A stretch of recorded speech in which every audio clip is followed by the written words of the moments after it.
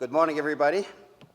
I have kind of prepared a few words here, if you bear with me here, but thank you for being here this morning. First and foremost, I want to thank the voters of Round Rock ISD. Your support and trust in us means that our students and staff will soon have upgraded classrooms, fine arts spaces, playing grounds, and equipment throughout the district. The funds from Propositions A, B, and C will ensure that we continue being a destination district for our families in Round Rock ISD and Central Texas. The outcome for Proposition D was not what we had hoped for, and we heard the community. We need to rethink how we can address the needs that were identified in those projects, and any next steps for our athletics facilities would come through collaboration with our trustees, staff, and community. The improvement that the projects in Prop A, B, and C will allow us to make our campuses a better working environment for our teachers so we can continue to retain and attract the best teachers and staff in Central Texas. So I want to also thank our trustees. You pushed us to get this right, to lower our tax rate, to make sure that we were including needs and not wants in this bond, and to make sure that every student and every employee would benefit from the projects in this bond. Finally, thank you to our dedicated, hardworking volunteers and staff. We sincerely could not have done this without your focus and collaboration. To our CBC co-chairs, Lindsay and Fabian, and to the hundreds of community members, staff, parents, business owners, and supporters. You gave up your nights, weekends, countless hours to ask questions, review data, host campus visits, and then share all your expertise at dozens of information sessions and events across our district, ensuring our community was thoroughly educated about the bond. We are super excited to get this project started, and we are committed to keeping our Round Rock ISD community informed at every step of the way. Our team has been hard at work preparing a draft timeline for the projects. The first sale of bonds will be early next year, and those funds will be used to purchase and replace students and teacher devices at every campus. We will share more information in the coming month, but know that students and staff we continue to be our priority. Thank you again, and now I would like to introduce our board president, Amber Landrum.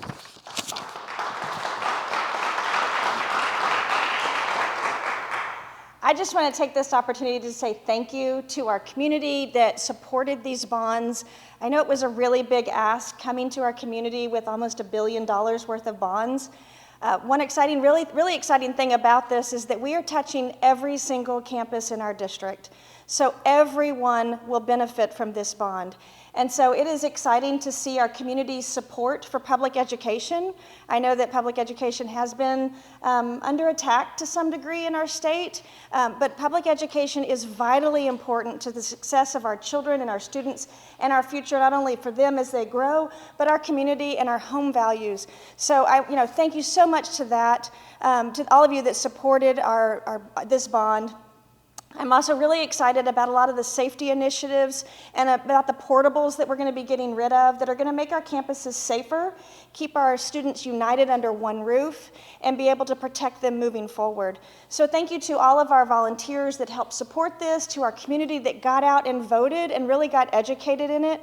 I am disappointed Prop D did not pass, but we will have to address those needs as we move forward, and we are really addressing our most dire needs in our district with roofs and HVACs and computers. So thank you to everybody that got out and supported it, and I look forward to seeing these projects as they're implemented over the next several years. So thank you again, and I'm going to introduce Lindsay, who is one of our chairs for the CBC, and talk a little bit about her thoughts and processes, how we did this. But thank you again so much. Thank you. I'm Lindsay Ledyard. My co-chair, Fabian Cuero, couldn't be with us today, but I just want to reiterate what Dr. Azaiz and Amber just shared, that this really was a community effort. The people that came together always had students at the forefront throughout this process, and it was really refreshing to see how people from all different walks of life across our district were able to come together and be focused on what was most important for our students. I also want to take a moment to thank my husband and my family and my kids for their patience as we walk through this process. I know Fabian feels the same way, and wanted to express gratitude to Kelly as well. But we just really appreciate your support. These investments for our students are incredibly important. Having opportunities for our students to be able to explore the programs that they're interested in. The CTE Center is going to be able to provide so many more opportunities for students across our district. Being able to have expanded and more robust robotics programs.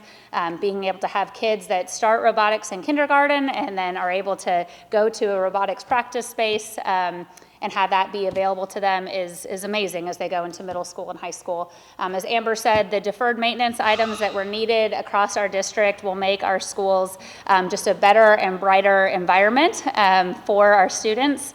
And we're just so thankful that you guys supported us. We're thankful for our taxpayers for doing the research, getting out there, going out to the district website and learning how this would impact each and every campus. As Amber said, it's every student, it's every campus. It makes it a great environment for our students to be able to thrive moving forward. So thank you to our community. I'm excited. It's a great day in Round Rock ISD. Thank you.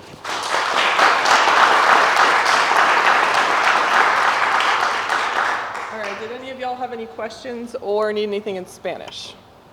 In Spanish? Question, sure.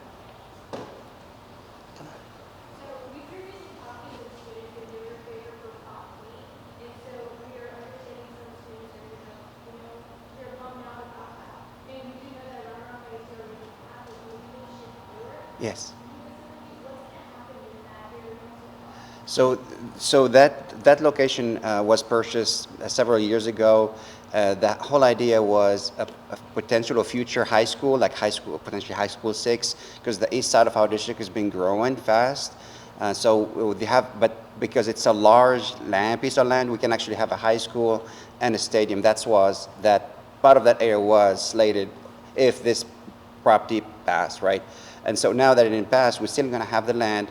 I don't know, we have to go back, obviously, to our board, to our community, and check and see and assess and have conversation about what we should do moving forward.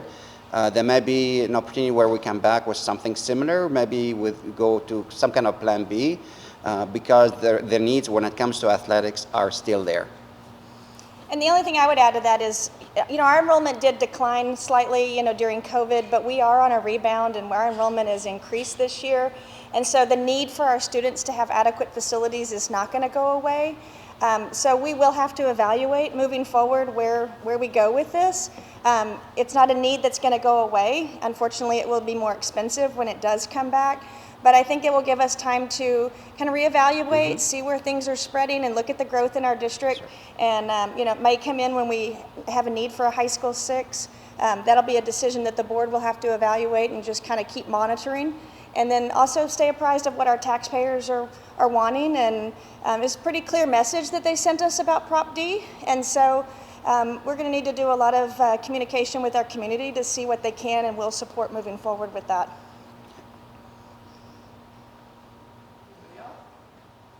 And I can do it in Spanish if you have any. I don't know if anybody want to do it in Spanish, but we can do also Español. ¿El estadio? Ok. Bueno, ahí siempre vas a tener necesidades, ¿no? Tenemos terreno allá al otro lado del distrito. Es un terreno que el distrito compró hay como 8 años, 9 años atrás. Eso, terreno grande para construir una escuela grande, un high school, pero también tiene espacio para construir el estadio.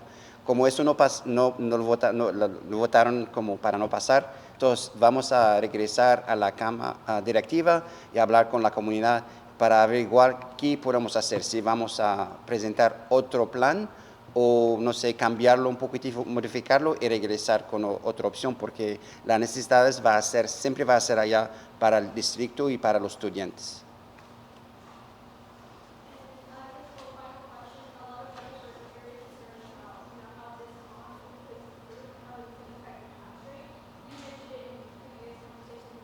Yeah, and I know. I don't know if Lindsay I know you're done. Lindsay is an expert when it comes to tax too, but go ahead, Lindsay.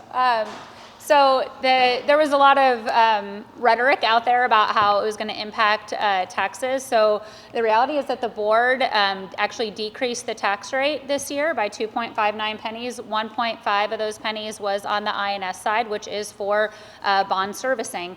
And so that decrease in the INS rate is projected to remain flat. And then in a few years, it'll actually decrease based on the projections that we have in our area when it comes to the new homes that are being built, the businesses that are coming to the area. There really is the hope that because of that decrease in the tax rate, that there is not going to be a significant impact on our taxpayers from an actual tax levy. And it's important to remember that the tax levy it's a function of the tax rate and your valuations in our area. And so we have seen valuation increases slow down. The average increase in taxable value in Williamson County this last year was only 2%. And so every home is different. Some people still are seeing those homestead changes, those homestead cap increases, but the average increase is 2% across the district, and that coupled with the decrease in the tax rate, based on that average, there's a slight decrease in the actual tax levy. I may only add thing just, and you probably know this, us tonight, you just passed our Vader last night. So officially, we have the lowest tax rate in the entire Central Texas area. Like Round Rock ISD has the lowest tax rate, even with the passage of our bond, or ABC, the Prop A, B, and C. We have the lowest one. We lowered it by 2.5 pennies. And so we're not expecting that to go up anytime soon. Obviously, we have to assess every year, and the expectation, like Lindsay was saying, is probably will go down again, right? Continue going down. But yes, we officially have the lowest tax rate in the entire area. And that is something that this board is very committed to, is keeping our tax rate as low as possible. We have an incredible team that is managing the finances in Round Rock ISD, and we are the only district in the state of Texas that has AAA bond rating with Fitch and Moody, and that's something that we're not willing to sacrifice. So making sure that we keep our taxes low, making Round Rock a destination district for people to come, not only for our schools, but because of the low taxes, and the return on their investment when they're living in Round Rock ISD is so great. And trustees live in the district as well, and we pay these taxes, and so we want to keep our taxes as low as possible and pass that along to our homeowners and the community members as well.